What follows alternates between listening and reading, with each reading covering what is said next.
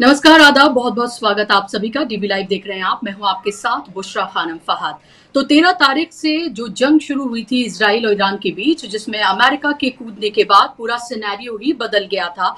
और ये लग रहा था कि अमेरिका की एंट्री के बाद अमेरिका ने जिस तरह से 3 जो न्यूक्लियर साइट्स हैं उन पर जिस तरह से बम बरसाए और ये क्लेम किया कि उनको पूरी तरीके से डिस्ट्रॉय कर दिया। हालांकि उसकी पूरी की पूरी पोल भी खुलकर सामने आ गई कि कितना और किस तरह से और कहां डिस्ट्रॉय किया गया है। दोनों के ही अलग अलग तरह के क्लेम हैं, चाहे वो ईरान की बात करें या फिर अमेरिका की बात करें। उसके बाद ये लग रहा था कि जब अमेरिका के हमले के बाद ईरान जब रिटेलिएट करेगा और अमेरिका के सैन्य ठिकानों पर जब वो हमला करेगा तो क्या ये वर्ल्ड वॉर 3 की शक्ल इख्तियार कर लेगा।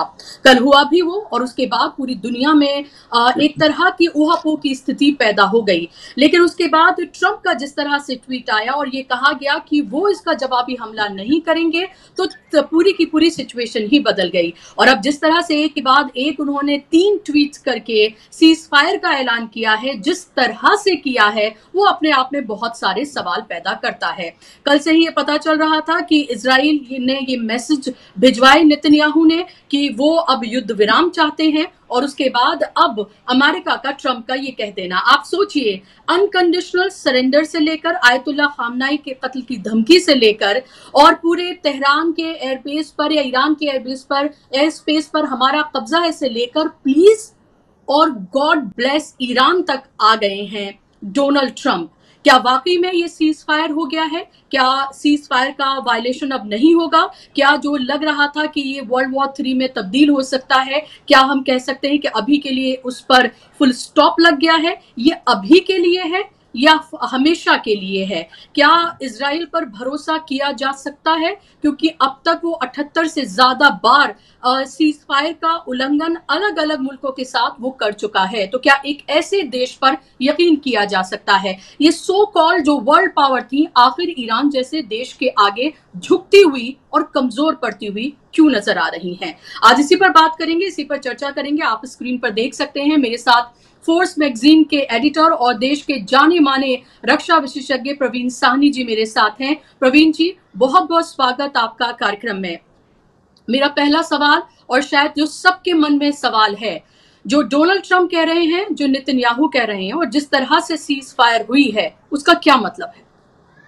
देखिए, ये सीज फायर तो लगता है ये हो जाएगी, पर ये कितने दिन चलेगी ये किसी को मालूम नहीं है।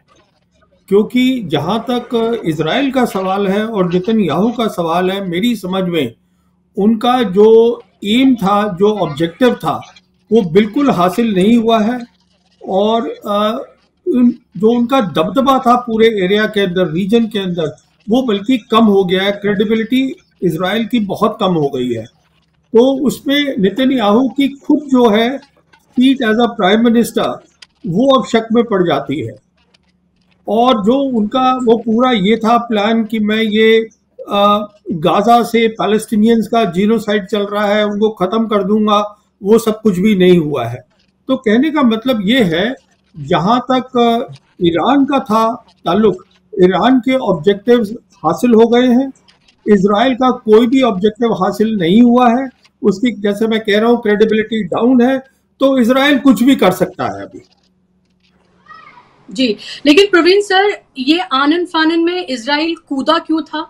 और फिर कूदने के बाद उसने अमेरिका को भी कहा, जो कि अमेरिका शुरू से शामिल था, फिर उसने बाकायदा तौर पर एक मैसेजिंग के लिए, फेस सेविंग के लिए ईरान के ऊपर हमला किया। लेकिन उसके बाद भी ईरान झुका नहीं और ईरान ने फिर से रिटेलिएट किया, ईरान ने अपना बदला लिया। आखिर करना क्या चाहता था अमेरिका और इजराइल, और आखिर उसे इससे हासिल क्या हुआ है? देखिए, ये सारी बात हो रही है न्यूक्लियर वेपन्स के बारे में, कि न्यूक्लियर वेपन्स जो हैं वो ईरान को नहीं मिलने चाहिए। ये इस पे सारा मसला चल रहा था। अगर ये बात सच होती तो जैसे कि ऑलरेडी बातचीत चल रही थी, 15 जून को होनी थी बातचीत, 6th राउंड ऑफ टॉक होना था अमेरिका और ईरान के बीच में, ओमान में तय हुआ था, तो वो होने दिया जाता।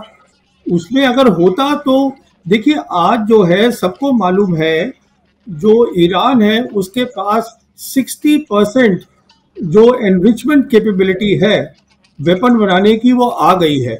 तो एक तरीके से उसको आप मान के चलिए कि वो बना सकता है कभी भी न्यूक्लियर वेपन।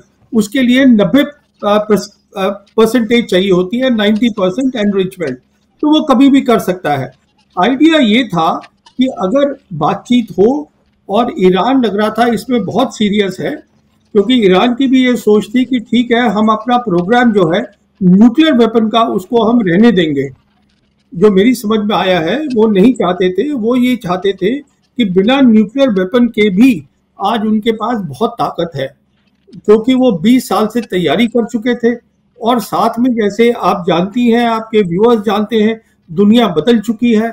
आज सिर्फ अमेरिका एक पावर नहीं है, 3 बड़ी बड़ी ताकतें हैं, और जो 2 अलग ताकतें हैं, चीन और रशिया, वो सपोर्ट कर रही हैं ईरान को। तो ईरान की जो मेरे हिसाब से असेसमेंट थी, हमें लड़ाई करने की जरूरत नहीं है, हमारी तैयारी बहुत अच्छी है, और हमें न्यूक्लियर वेपन जो है, हम इसको अभी न्यूक्लियर वेपन नहीं बनाएंगे, ये उनकी सोच थी। इसीलिए वो तैयार हुए थे 6th राउंड ऑफ टॉक के लिए। अच्छा, दूसरी तरफ देखिएगा, जो इसराइल का मसला है, इसराइल का मसला एक तो न्यूक्लियर वेपन था, दूसरा मसला ये था उन्होंने बहुत सारे कंट्रीज को वहां गिराया है। अभी ईरान ही एक बच गया था जो उनके खिलाफ खड़ा हो सकता था। तो वो चाहते थे, नेतन्याहू चाहते थे कि मैं ईरान को जो है उसको भी गिरा दूं। तो जहां तक अमेरिका का ताल्लुक है, अमेरिका जो है वो उनके कब्जे में है, ये सभी जानते हैं नेतन्याहू के, क्योंकि जो इजराइल लॉबी है वो बहुत ही ताकतवर है अमेरिका के अंदर। उसमें हमने देखा है कि अब डोनाल्ड ट्रंप भी जो है वो भी उसमें फंस गए हैं। तो आइडिया ये था नेतन्याहू का, बिना समझे हुए कि आज ईरान की काबिलियत क्या है, कि अगर मैं इसको प्रीएम्प्ट कर दूंगा, 15 की जो होनी थी बातचीत, तो उन्होंने 13 को ही हमला कर दिया। उसके बाद वो प्रेशर डालने लगे डोनाल्ड ट्रंप के ऊपर कि आप भी लड़ाई ज्वाइन कर लीजिए। अब डोनाल्ड ट्रंप की जो है उसके ऊपर बहुत प्रेशर था, कुछ ना कुछ करके दिखाओ। तो डोनाल्ड ट्रंप ने एक डुप्लिसिट गेम खेला, जो अब हमें समझ में आ रहा है। जो उन्होंने स्ट्राइक करी थी, ऐसा लगता है कि पहले से ही इतला कर दिया गया था ईरान को कि हम इन 3 साइट्स पे हम करने वाले हैं। तो अगर नहीं भी किया होगा तो पता था सबको कि ये होने वाला है, ये इसके बारे में, तो ईरान ने वहां से सब चीजें हटा दी थी। देखिए, एक बात मैं बताना चाहता हूँ अबाउट न्यूक्लियर वेपन्स। ईरान कभी भी न्यूक्लियर वेपन बना सकता है, बिकॉज जो मुल्क 60% ऑलरेडी कर चुका है, उसके पास काबिलियत है बनाने की न्यूक्लियर वेपन, तो उसकी जो सोच है और जो काबिलियत है वो तो कायम है, वो तो कभी भी बना लेगा। पर उन्होंने ये अच्छी चीज तय करी थी कि हम न्यूक्लियर वेपन नहीं बनाएंगे, हमारे ऊपर से सैंक्शन उड़ जाए और हम जो है, हमारे पास ताकत है। पर ये इजराइल का गेम था, फिर उसके अंदर डुप्लिसिट गेम आ गया डोनाल्ड ट्रंप का, तो फिर उन्होंने ये ऐलान कर दिया। देखिए, वहाँ पे रिक्वायरमेंट क्या होती है अमेरिका में, अगर आप ऐसे करके कर रहे हैं यूज ऑफ, आप मिलिट्री पार कर रहे हैं, कांग्रेस की परमिशन लेनी पड़ती है, वो नहीं ली गई यूएस कांग्रेस की, उनको बाद में इतला किया गया।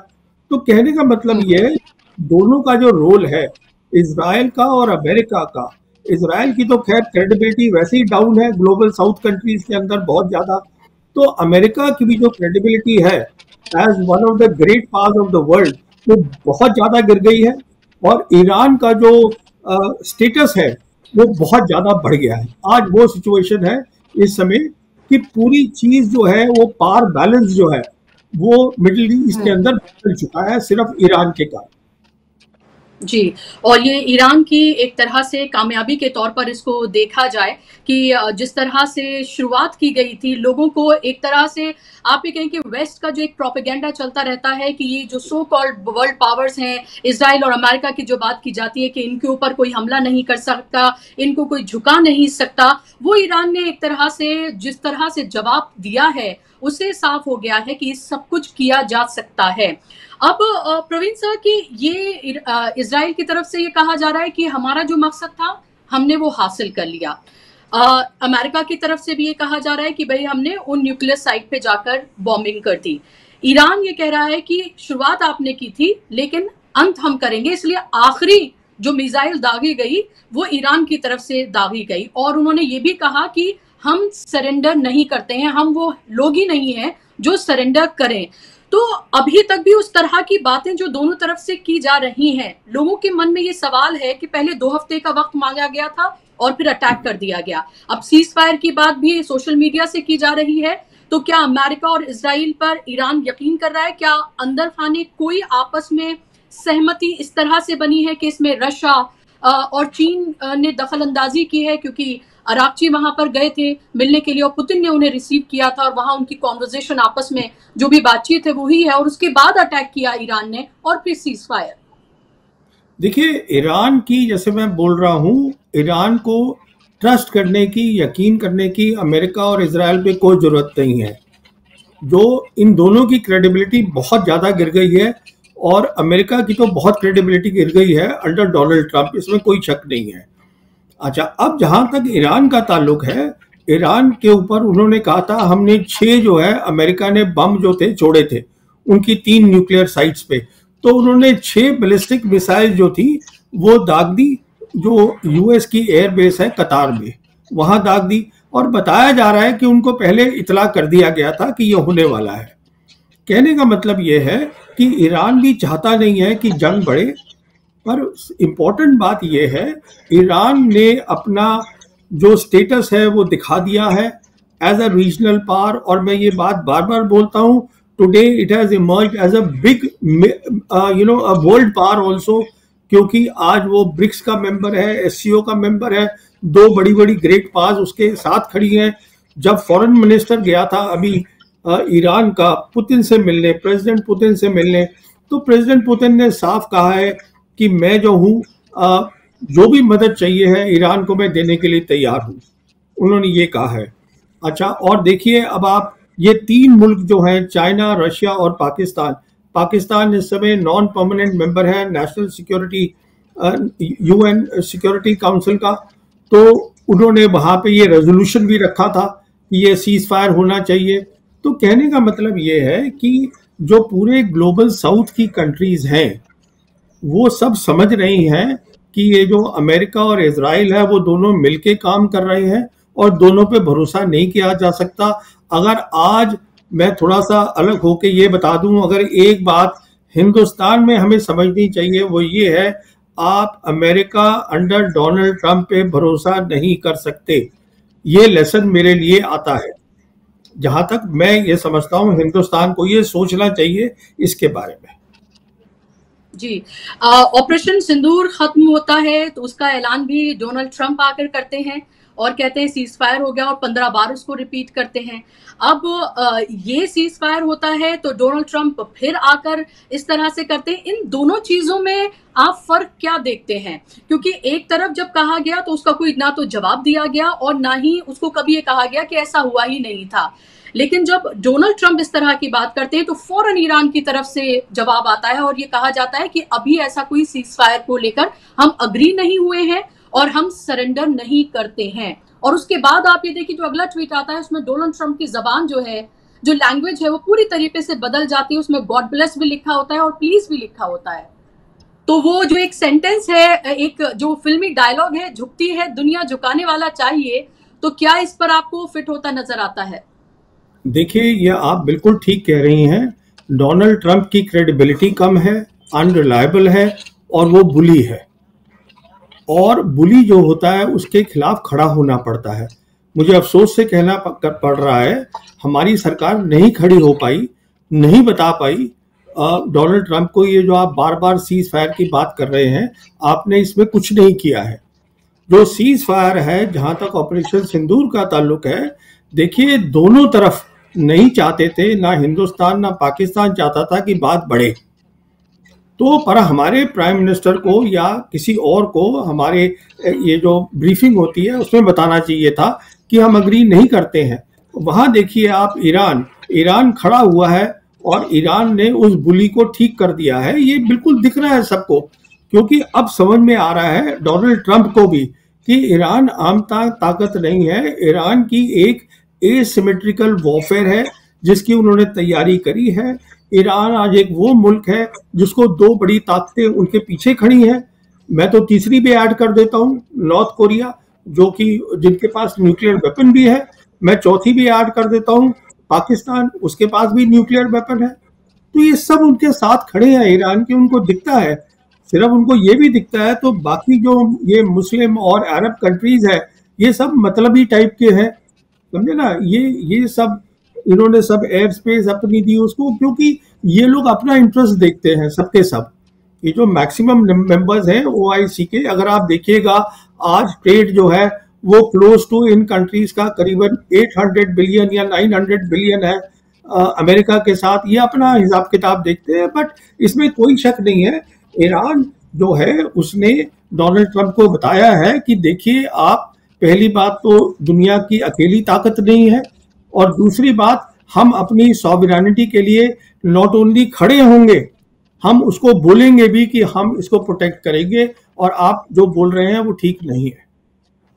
जी, आपने चूंकि पाकिस्तान का भी जिक्र किया और ये एक महत्वपूर्ण ये सवाल हो जाता है, हो सकता है कि आपकी नजर से भी वो खबरें गुजरी हों जब ये कहा गया कि जो बॉम्ब्स जो गिराए गए जो न्यूक्लियर साइट्स पर, वहां दरअसल इस्तेमाल किया गया है एयर स्पेस का पाकिस्तान के, और फिर उसको दोगलापन और कि इस पर कभी यकीन नहीं किया जा सकता है, ये तमाम बातें कही गई। फिर पाकिस्तानी मीडिया में कहा गया कि पाकिस्तान की नहीं, बल्कि क्योंकि मैं कुछ देख रही थी वहां पर, उनकी तरफ से कहा गया कि नहीं, हिंदुस्तान का इस्तेमाल किया गया है। आपसे मैं जानना चाहूंगी कि इसमें क्या सच्चाई है। देखिए, जहां तक पाकिस्तान का ताल्लुक है, हम पाकिस्तान को हमेशा एक जॉन्डिस तरीके से देखते हैं। हमारे यहाँ जो एनालिस्ट होते हैं हिंदुस्तान में, हम एक छोटी सी बात ये समझने की कोशिश नहीं करते हैं। इसमें भी बहुत बातचीत हुई थी कि वो आसिफ मुनीर लंच के लिए गए थे तो वो बेच के आ गए देश को, ये कर दिया वो कर दिया। उन्होंने जो भी कुछ किया हो, एक बात तय है कि कोई भी पाकिस्तानी जनरल जो है नेशनल सिक्योरिटी के साथ अपनी कभी कॉम्प्रोमाइज नहीं करता है, उसमें कोई शक नहीं है। और जो मैंने और पहले भी इसके बारे में जिक्र किया है कुछ लोगों के साथ, कि देखिए वो as a commander in chief उन्होंने फील्ड मार्शल मुनीर को बुलाया होगा, उनसे पूछताछ करी होगी। आप जानते हैं बेहतर ईरान को, आप ईरान के बारे में बताइए, वहाँ के एरिया के बारे में बताइए। तो मेरे ख्याल में जो जहाँ तक पाकिस्तान का ताल्लुक है, पाकिस्तान समझता है मेरी जियो पॉलिटिक्स कहाँ है, पाकिस्तान जो है वो समझता है अपनी मेरी नेशनल सिक्योरिटी क्या है, पाकिस्तान समझता है कि ईरान कितना इम्पोर्टेंट मुल्क है मिडिल ईस्ट के अंदर। देखिए, पाकिस्तान में होंगी खामियां, काफ़ी खामियां हैं गवर्नेंस की, इसमें कोई शक नहीं है, बट नेशनल सिक्योरिटी की खामी और एक्यूज करना उनके जनरल्स को, I don't think that is correct. तो आप ये कह रहे हैं कि पाकिस्तान के एयर स्पेस का या एयरबेस का इस्तेमाल नहीं किया है अमेरिका ने जो बॉम्ब्स ईरान पर गिराए गए हैं? मैं ये नहीं कह रहा हूँ, मैं ये कह रहा हूँ कि इस बारे में मेरे पास कोई सबूत नहीं है, कोई एविडेंस नहीं है कि किया है कि नहीं किया है। मैं ये कह रहा हूँ कि नेशनल सिक्योरिटी पे पाकिस्तान कॉम्प्रोमाइज नहीं करेगा, ये कह रहा हूँ।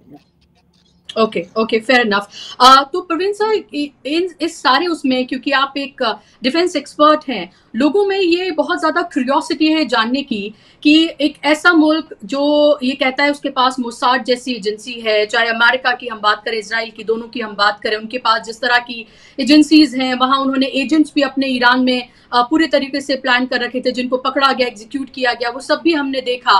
क्या ये इंटेलिजेंस फेलियर आप इजराइल और अमेरिका का नहीं मानते हैं कि उनको ये अंदाजा ही नहीं था कि ईरान के पास इस तरह के हथियार हैं, इस तरह के बैलिस्टिक मिसाइल्स हैं उनके पास, जो इतनी इस तरह से मार कर सकते हैं, जिससे पूरी तरीके से इजराइल बौखला गया, उसकी समझ नहीं आया कि इसका जवाब कैसे दिया जाए। तो क्या दुनिया को चौंकाया है ईरान ने अपनी इस ताकत से, ये दिखाकर कि वो इजराइल को कैसे मार सकता है? क्योंकि कितना घूम कर जो उनकी मिसाइलें हैं वो जाती थी, ये सबको भी देखना चाहिए कि it wasn't easy for Iran to do this. देखिए, जहां तक इजराइल का ताल्लुक है, मेरी असेसमेंट ये है, इजराइल को पता था कितनी ताकत है ईरान के पास, तकरीबन, पर नेतन्याहू ये चाहते थे किसी तरीके से मैं जल्दी से जल्दी अमेरिका को इस लड़ाई में डायरेक्टली ले आऊं। सोच ये थी कि अगर अमेरिका डायरेक्टली इस लड़ाई में आ जाएगा तो जो है वो खत्म कर देगा ईरान को। तो मसला ये नहीं था कि ईरान का न्यूक्लियर प्रोग्राम है, वो एक मसला था। सबसे बड़ी बात ये थी कि हमें ईरान की न्यूक्लियर कैपेबिलिटीज, न्यूक्लियर फैसिलिटीज और मिलिट्री कैपेबिलिटीज उनको भी डिस्ट्रॉय करना है, कि उसको हम इतना कमजोर बना दें कि फिर हमारा दबदबा रहे। ये इजराइल की सोच थी। जहां तक अमेरिका का ताल्लुक है, अमेरिका जो है it is a arrogant nation. मैंने आज तक अमेरिकन के जो एनालिस्ट हैं उनसे कोई लेवल हेडेड एनालिसिस नहीं देखा है आज तक, क्योंकि वो मान के चलते हैं कि हम जो है वो अपने ओपोनेंट से बहुत बेहतर हैं। जब आपके दिमाग में ये एरोगेंस होती है, ह्यूबरिस होती है, हम बहुत बेहतर है, आपकी एनालिसिस कभी ठीक नहीं हो सकती है। इंस्टेड ऑफ ये सोचना कि हमारा जो ओपोनेंट है उसके पास भी काफी काबिलियत होगी। तो जहां तक ताल्लुक है ईरान का, मैं समझता हूँ ईरान ने अपने लेसन सीख लिए थे।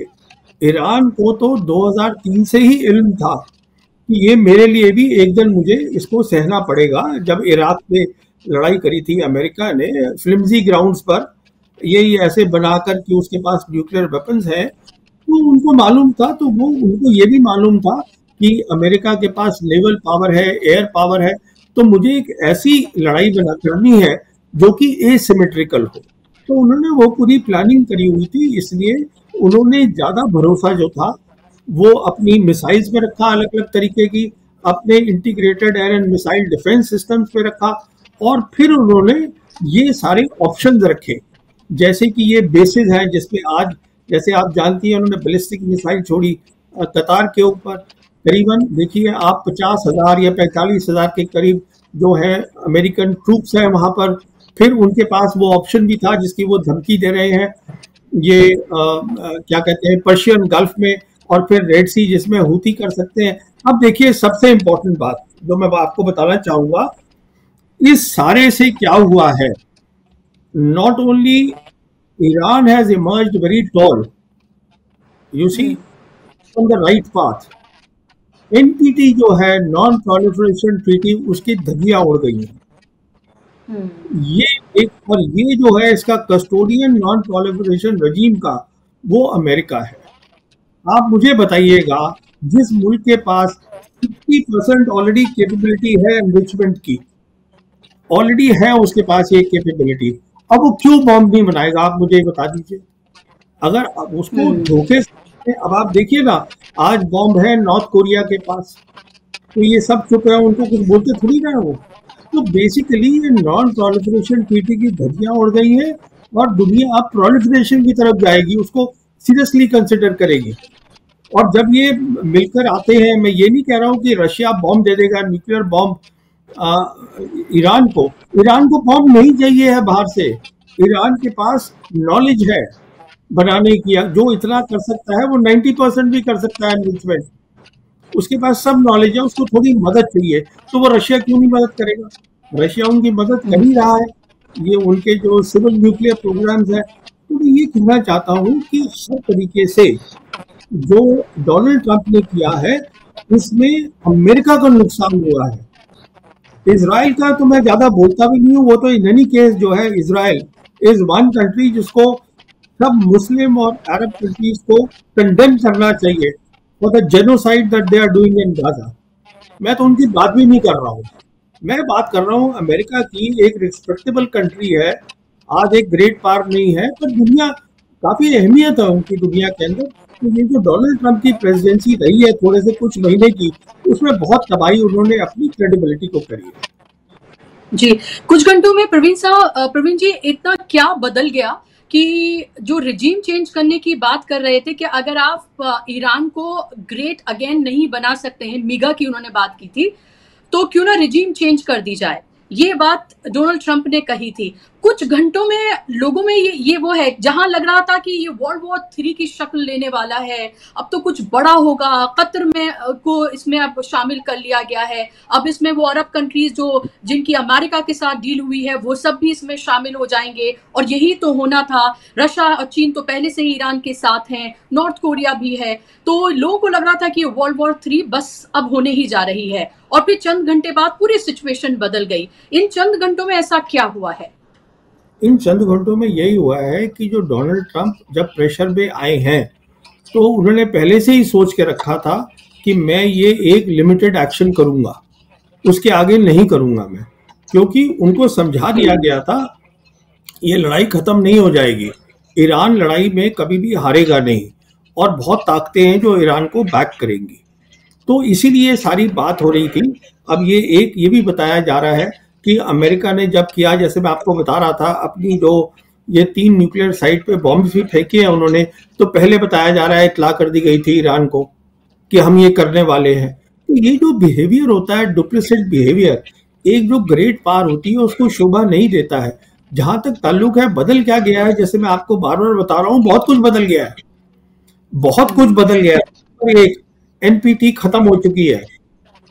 जहां तक अभी देखिए, वो ठीक है, एनपीटी है, डेफिनेटली जो हो रखा है हमने उसको बना रखा है, बट अब बात होगी कि साथ न्यूक्लियर वेपन क्यों ना हो उसके पास, ईरान के पास हो। तो अमेरिका की क्रेडिबिलिटी खत्म हो गई है वहां पर। इजराइल में अब वो ताकत, अकेली ताकत नहीं रहा है, ये बिल्कुल तय हो गया है मिडल ईस्ट के अंदर। और जो ग्लोबल साउथ है वो अब ज्यादा इज्जत करेगा इन 2 ग्रेट पास की, और ईरान की इज्जत करेगा। इतना कुछ तो बदल गया है।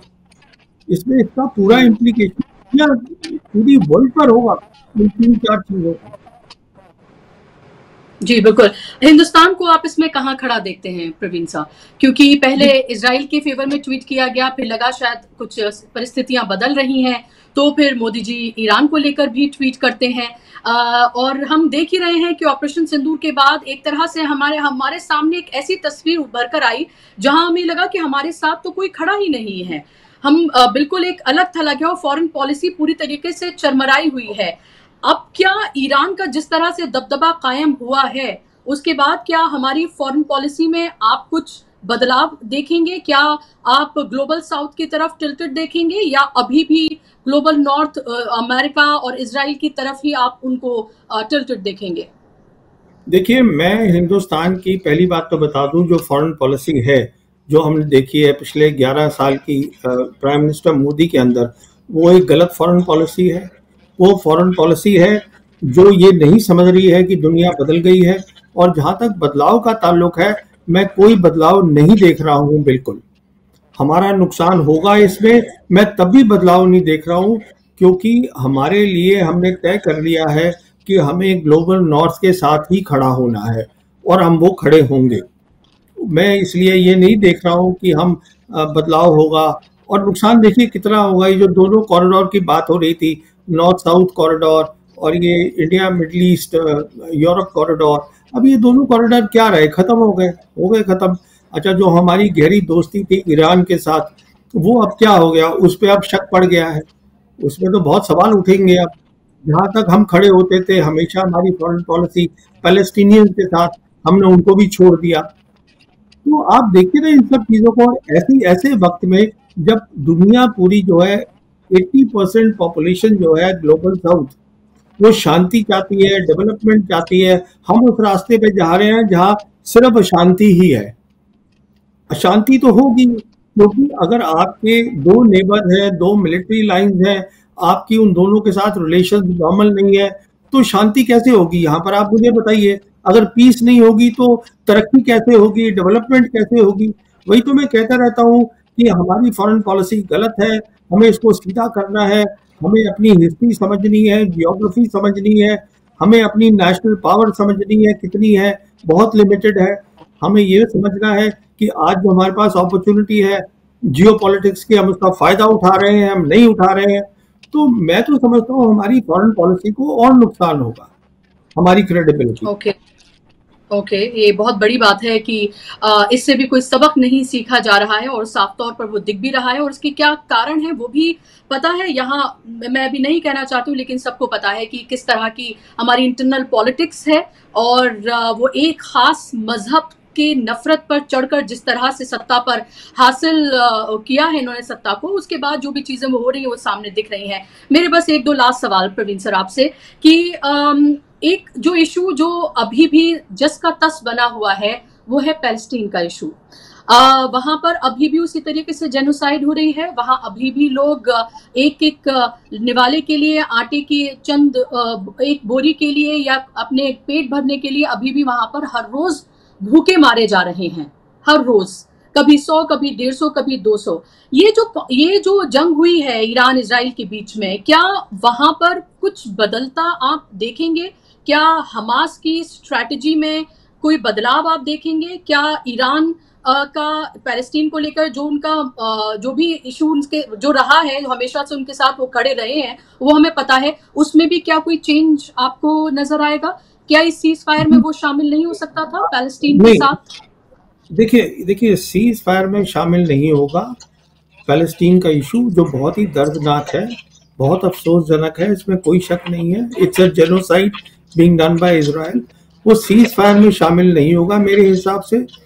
पर जैसे मैंने आपको बताया कि ये जो हुई है लड़ाई 12 दिन की, जो डोनाल्ड ट्रंप बोल रहे हैं, इसमें जितना नुकसान इजराइल का हुआ है, जितना नुकसान अमेरिका का हुआ है, और जितनी प्रोफाइल ईरान की बढ़ी है, और बाकी जो है वो रास्ता खुल गया है, और ये रशियंस के लिए, चाइनीज के लिए, मैं समझता हूँ कि ये पैलेस्टाइन का इशू जो है, एक बार अगर ये वाकई सीज फायर हो जाता है, क्योंकि मुझे अभी भी इजराइल पे भरोसा नहीं है कि इजराइल नेक्स्ट क्या करेगा। क्या, देखिए इजराइल जो है एक ऐसा मुल्क है जो अमेरिका की नहीं सुनता है।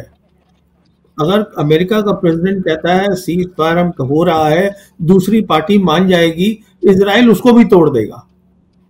तो अब इजराइल क्या करेगा, ये देखिए, ये एक इनकी सोच है अलग। ये एक तरीके से अमेरिका की फॉरेन पॉलिसी कंट्रोल करते हैं, वो हम देख ही रहे हैं। जो तबाही इन लोगों ने इजरायली में, और जो जायनिस्ट थिंकिंग है जो हुई है ये कुछ डेकेड से यहाँ पर मिडिल ईस्ट के अंदर, हम वो सब देख रहे हैं कि उसके पीछे ये एक ही आदमी है, नेतन्याहू। तो कहने का मतलब ये है कि अगर जैसे ये सिचुएशन चेंज होगी, ये कहना कि हम अब सब पैलेस्टीनियन को यहाँ से निकाल देंगे, तो वो तो होगा नहीं। हाँ, दिक्कत है वहाँ, मैं आपकी हर बात से सहमत हूँ। और मेरे ख्याल में जैसे ईरान का स्टेचर बढ़ रहा है, कुछ और मुस्लिम्स कंट्री होंगी, they will come together, they have to come together and help the Palestinians. It is their land at the end of the day, and the only acceptable solution is the two state solution. और कोई है नहीं, बातचीत के बिना कोई रास्ता नहीं होता है। चाहे ये 12 दिन की जंग हो, चाहे वो पैलेस्टाइन का इशू हो, ये बातचीत is the only way forward. और या जाए ऑपरेशन सिंदूर हो, वहां भी बातचीत करनी पड़ेगी आपको। ये जंग जो है वो कुछ हासिल नहीं करेगी, सिर्फ तबाही करेगी। जी, बिल्कुल आप ठीक कह रहे हैं। और ये सब हमने देखा है कि जंग तो वैसे भी किसी मसले का हल नहीं है, जंग तो खुद एक मसला है, तो वो क्या किसी मसले का हल देगी। मेरा आखिरी सवाल आपसे कि फिर सीज फायर की अभी हमें शर्तें पता नहीं चली हैं। सिर्फ एक बात पता चली है कि भाई अगर ईरान ने कहा है कि इजराइल अगर हम नहीं हमला करेगा तो हमारी तरफ से कोई जवाबी कार्रवाई नहीं होगी। उन्होंने एक ही मैसेजिंग भी की कि हमारा लास्ट हमने किया है, शुरू आपने किया था, वो भी उन्होंने मैसेजिंग दे दी। लेकिन उसके अलावा क्या शर्तें तय हुई हैं? ये तो नहीं लगता मुझे प्रवीण जी कि सिर्फ यही बात हुई होगी और यही बात होके खत्म हुई कि आप हमें मत मारिए, हम आपको नहीं मारेंगे, और okay fine cease fire. There would be something beyond this. क्या हमें उसका इंतजार करना चाहिए? जी, मेरे ख्याल में अगर वाकई इजराइल सीज फायर कर देता है, तो जो बात रह गई थी 6th राउंड ऑफ टॉक्स, वहीं पे वापस जाना पड़ेगा। पर अब सवाल ये है, क्या ईरान जाएगा कि नहीं जाएगा। मेन बात ये है, क्योंकि ईरान के साथ धोखा हुआ है और ईरान के बैकर्स हैं। क्या ईरान वहां जाएगा कि नहीं जाएगा, ये सबसे बड़ा मसला है।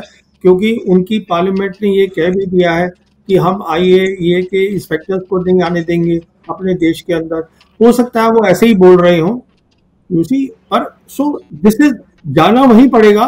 पर क्या वो जाएंगे कि नहीं जाएंगे। देखिए, एक बात तय हो गई है कि ईरान के खिलाफ military option is not available to Israel और टू अमेरिका।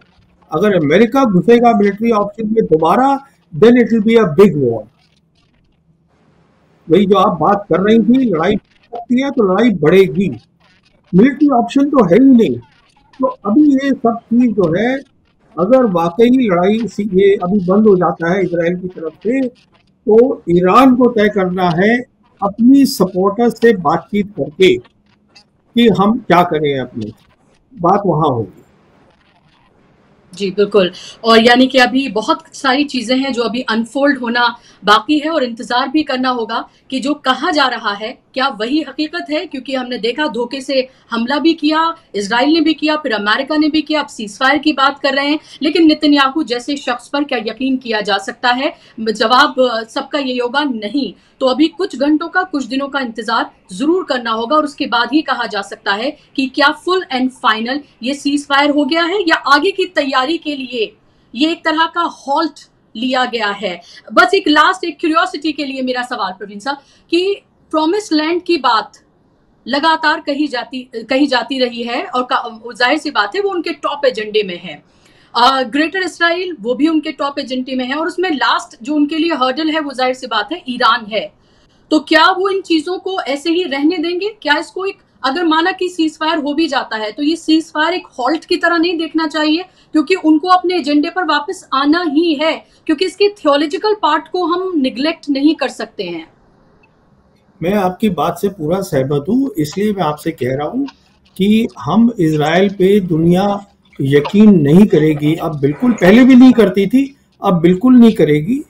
कि उनका सबको मालूम है, अगर आप आज नेतन्याहू प्राइम मिनिस्टर नहीं भी रहे इज़राइल की, तो वहाँ पर बहुत सारे हैं जिनकी ज़ायनिस्ट सोच है, बहुत जूज हैं इज़राइल के अंदर, तो वो सोच नहीं जाएगी, वो एक आइडियोलॉजी है, तो वो नहीं जाएगी। इसका तो एक ही हो सकता है हल, ये अब मुझे मालूम नहीं वो कब होगा, इसमें कोई शक नहीं है, ईरान का फ्यूचर बढ़ गया है, पर ये तो है वो चीज़ जो ओआईसी है, इतनी बड़ी बॉडी है मुस्लिम अरब कंट्रीज की, इन लोगों को एक साथ बैठ के कुछ एक साथ काम करना चाहिए। वो ये करते ही नहीं है एक साथ, ये टूटे फूटे पड़े हैं, हर हर इंसान अपनी देख रहा है, मेरा इसमें क्या फायदा है, तो फिर नुकसान तो होगा ही। जी, बिल्कुल, और वो नुकसान दिख भी रहा है, लेकिन वो कहा जाता है नंबर सबका आएगा, तो वो भी याद रखना चाहिए। जिसको लग रहा था कि उनकी बारी नहीं आएगी, उनकी बारी आई, और उनके साथ क्या हुआ वो भी दुनिया ने देखा है। बहुत-बहुत शुक्रिया, thank you so much Praveen ji, आपका कार्यक्रम का हिस्सा बनने के लिए और समय देने के लिए बहुत-बहुत धन्यवाद। शुक्रिया आप तमाम दर्शकों का। शुक्रिया। नमस्कार।